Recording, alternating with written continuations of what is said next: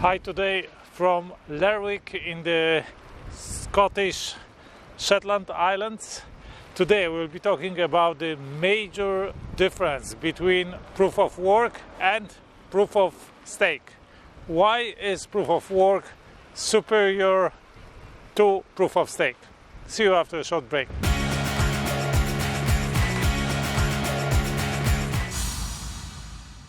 Hi again from Lerwick. Today we'll be talking about the superiority of proof of work over proof of stake.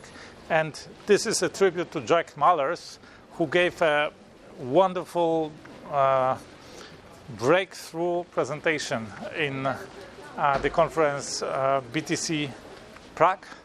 And I thought till then that I understand Bitcoin very well, but this presentation, this speech brought my understanding of Bitcoin one level higher, and I haven't expected that from Jack Mallers, who I considered a big mouth till then, but not really, maybe who is overhyping Bitcoin and who is maybe too optimistic about Bitcoin's future.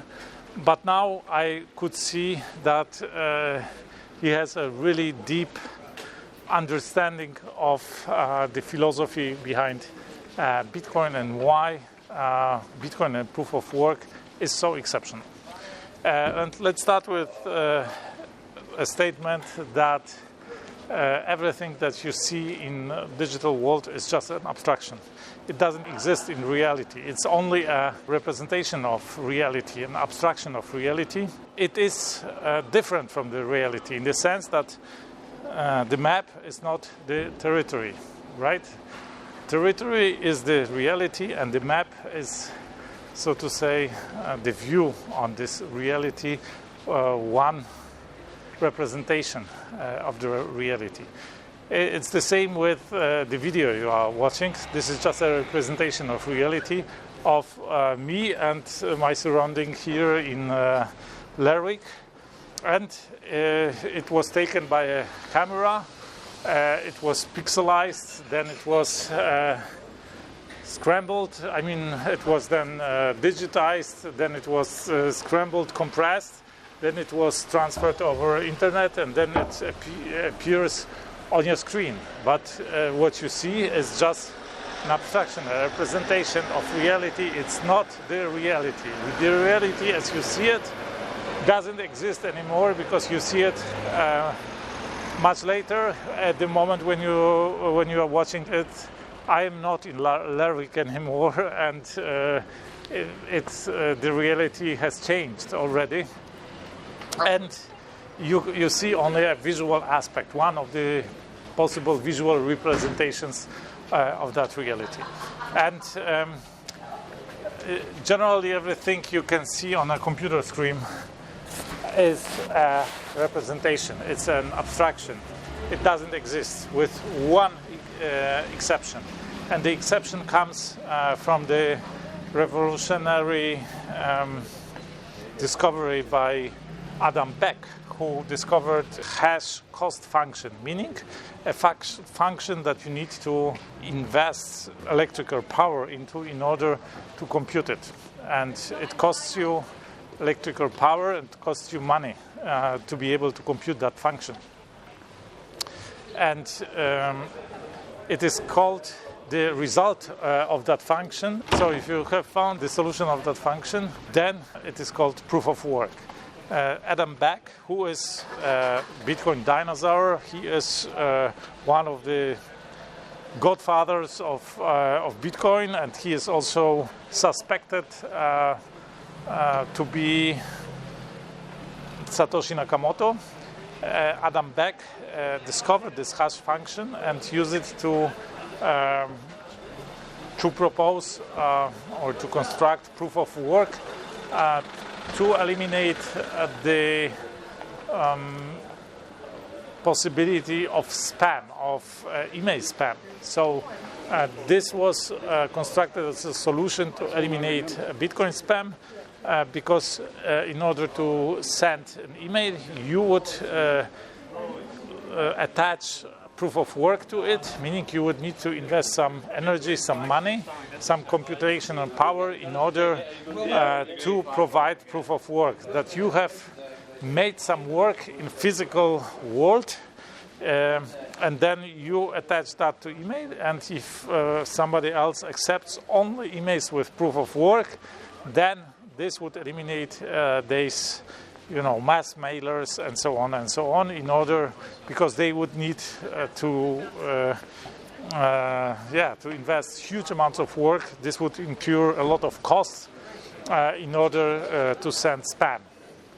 And as long as spam is free, generally free, because it doesn't cost money to send out thousands and hundreds and thousands and millions of emails, then the problem persists. But the same principle, proof of work, is used in Bitcoin. This is one of the fundamentals of Bitcoin. The person, the company who solves the hash function, a specific hash function, and for that, to solve the hash function, thousands, 10,000s, hundreds of thousands of computers or companies, individuals compete, and each of them invests a lot of money and electric power in order to solve that hash function. And the person who solves the hash function can mine the block and get the block reward. At the present, it is 3.125 Bitcoin, meaning around, let's say, $200,000 every 10 minutes is distributed to the person who solved the last block. So this is groundbreaking, and this is paradigm change, because this means Satoshi Nakamoto, the inventor of Bitcoin, managed to bring the restrictions of the physical world into the virtual world. Until then, in virtual world, in this digital world, there were no physical restrictions.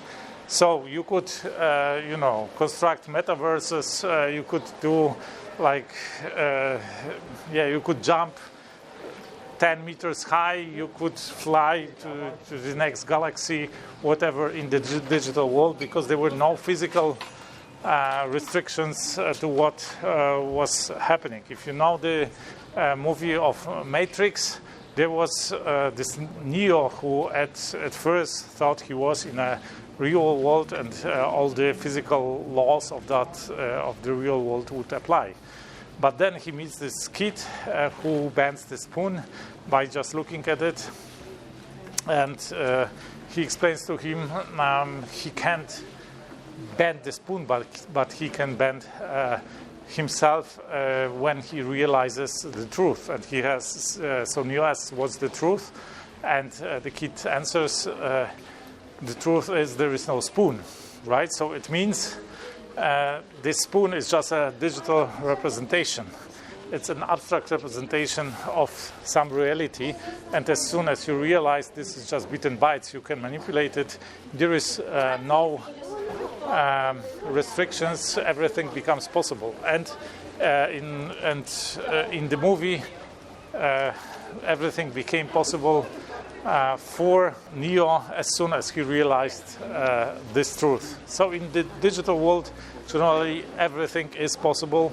There are no limits because it is not attached to the physical world, because no restraints of the physical world apply.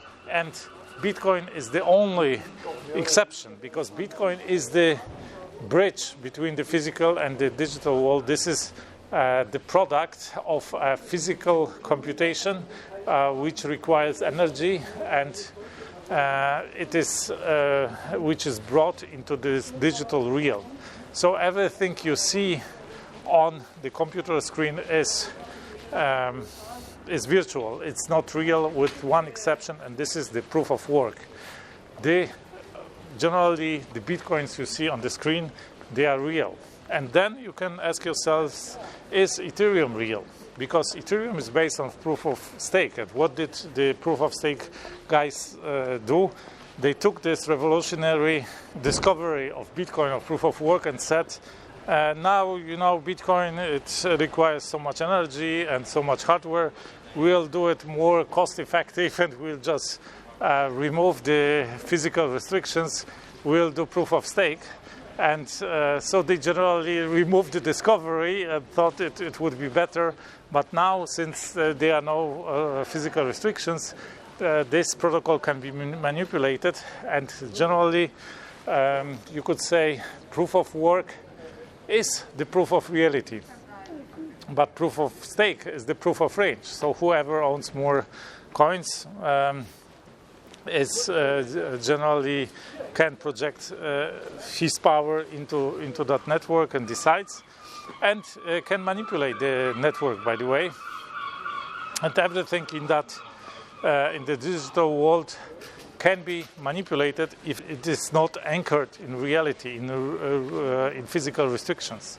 So you can look at that as real power and abstract power.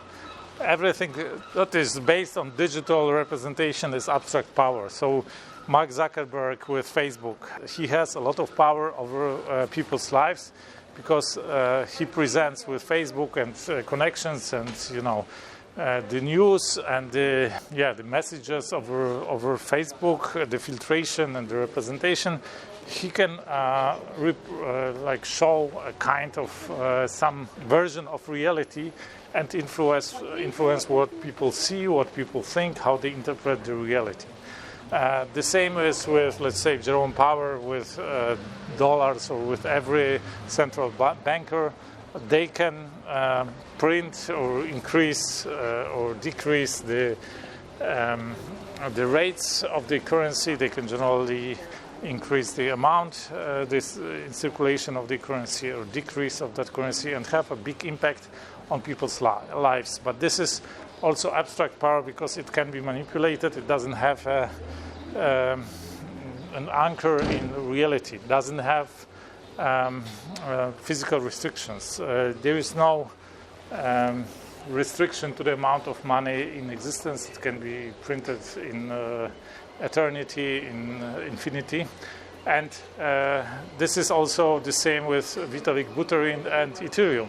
Since there are no physical restrictions, it can be manipulated, it can be changed, the protocol can be also the blockchain can be reversed. It happened several times already, and it can happen also with other chains based on proof of stake that hasn't been manipulated or hasn't been changed, reversed till now. So this is everything that is abstract power.